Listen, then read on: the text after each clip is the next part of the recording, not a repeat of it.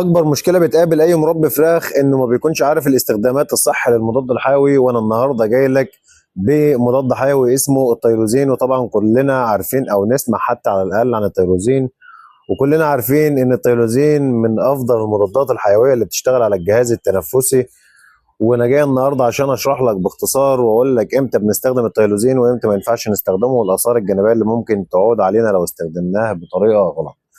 ولكن هحتاج منك قبل اي حاجه انك تذكر الله وتصلي على سيدنا محمد عليه افضل الصلاه والسلام في التعليقات، وما تنساش اللايك والشير والمتابعه علشان يوصلك محتوانا دايما باستمرار. ويلا بينا ندخل في الموضوع على طول وهنتكلم عن التيروزين. طبعا كلنا عارفين ان التيروزين مضاد حيوي من اقوى المضادات الحيويه اللي شغاله على الجهاز التنفسي بتاع الفرخ. يعني لو انت سمعت صوت طشمه، صوت خرفشه، صوت ضفادع، عطسه بسيطه، حتى الفرخ داخل على دور برد، اي مشاكل تخص الجهاز التنفسي، اول حاجه بتيجي في بالك دايما هي التيروزين، وبتطلع تجري على التيروزين. وطبعا عندك حق لان التيروزين شغال على 90% من مشاكل الجهاز التنفسي، وكمان برضه بيشتغل على الميكوبلازما، وبيشتغل على مشاكل كتير جوه الجهاز التنفسي، وبرضه بعض البكتيريا الموجبه الجرام اللي مرتبطه بمشاكل الجهاز التنفسي برضه شغال عليها. طيب يبقى احنا كده عرفنا امتى بنستخدم التيروزين والحالات اللي بنشتغل معاها بتيروزين. طيب امتى بقى ما نستخدمش التيروزين؟ طبعا التيروزين زيه زي اي مضاد حيوي لما بينزل بجرعه كبيره او بينزل يبهدل الامعاء بتاعه الفرخه، او البكتيريا النافعه في الامعاء بتاعه الفرخه بتبدا تفقد توازنها، فبيبدا يعمل لك مشاكل كتير.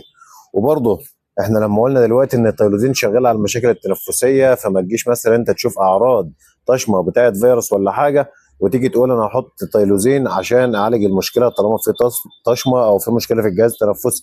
لا طبعا مش هيجيب معاك اي نتيجه، وده لان الفيروس زي ما قلنا مرارا وتكرارا ملوش اي علاج خالص. الفيروس كل اللي انت محتاجه تعمل له رفع مناعه، تاخد احتياطاتك الامنيه، ان التهويه تزيد معاك شويه، روافع مناعه دايما باستمرار، تركز على غسيل الكلى، يعني حاجات وقائيه بتعملها. لكن تيروزين انه يشتغل مع فيروس لا، ما تستناش منه كده. برضو المشاكل او البكتيريا سالبه الجرام اللي بتكون موجوده في الامعاء ما بيروحش ناحيتها برضو، او ما بيقربش منها اساسا خالص. يعني لو عوزته في اي حاجه في المعوي ما تستناش منه اي نتيجه خالص. يبقى انت كده تخلي بالك من الاوقات اللي ما تستخدمش فيها التيروزين، وهي ان لما يدخل عليك فيروس تركز وتحدد ان دي طشمه فيروس او طشمه دور برد او بكتيريا، عشان تقدر تحدد اذا كنت هتشتغل معاه بتيروزين او لا. طيب والنقطه الثانيه اللي اتكلمنا فيها من شويه ان هو ما بيعالجش المشاكل اللي موجوده في الامعاء او البكتيريا السالبه الجرام. يبقى كده دي التوقيتات اللي ما ينفعش فيها نستخدم التيروزين. طيب لو جينا نتكلم بقى عن اثاره الجانبيه، او ممكن ازاي يضرنا لو استخدمنا الجرعه غلط او حصل اي مشكله في الجرعه بتاعته. طبعا كلنا عارفين ان التيروزين مضاد حيوي زي اي مضاد حيوي، مجرد ما بينزل في جسم الكتكوت بياكل في سكته الاخضر واليابس وبيبهدل البكتيريا الضاره والنافعه، وبيبدا البكتيريا النافعه تفقد توازنها في الامعاء زيه زي اغلب المضادات الحيويه. طيب هنتكلم على تاثير التيروزين على الكلى.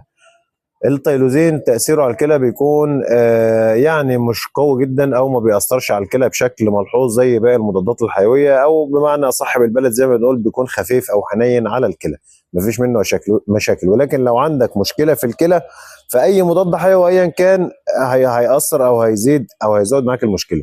لكن التيروزين في العادي بتاعه طالما الكليه سليمه ما يأثرش ولا يزعل عندك الكلى. ولكن بقى من ناحيه الكبد، فممكن الكبد برضه بيكون بيمتص جزء كبير منه، فممكن كتر الجرعه وانك تمشي على الجرعه فتره طويله، او انك تزود الجرعه وتضاعفها منك لنفسك، فممكن يزود معاك الحمل على الكبد او يضر الكبد معاك او يسبب لك مشاكل فيما بعد. طيب يبقى احنا كده قلنا الاثار الجانبيه اللي ممكن تعود عليك من الاستخدام الخاطئ للمضاد الحيوي اللي اسمه التيروزين. ويعتبر بكده يكون وصلنا لحد نهايه الحلقه. ولو عندك اي استفسار بخصوص الفراخ البيضاء سيبوا لنا في تعليق، ولو عندك برضو اي معلومه شايف ان احنا نسينا نقولها عن التيروزين سيبها لنا في تعليق برضو نستفاد وغيرك يستفاد. وما تنساش اهم حاجه دايما انك تذكر الله وتصلي على سيدنا محمد عليه افضل الصلاه والسلام. ولو وصلت لحد نهايه الفيديو هنا اوعى تنسى انك تذكر الله وتصلي على سيدنا محمد عليه افضل الصلاه والسلام في تعليقات.